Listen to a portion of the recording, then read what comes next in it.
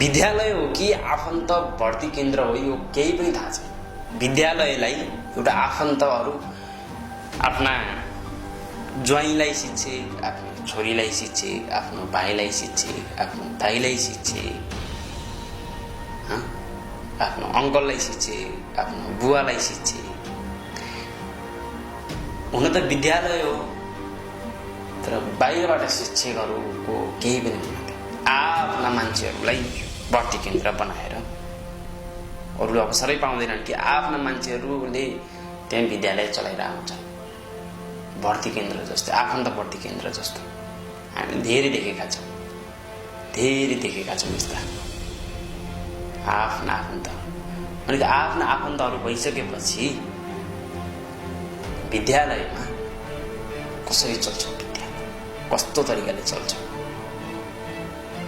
एउटालाई राम्रोसँग रुलिङ गर्न सक्दैन, के गर्न सक्छ सक्दैन, आफ्नो तरिकाले चल्ने हो।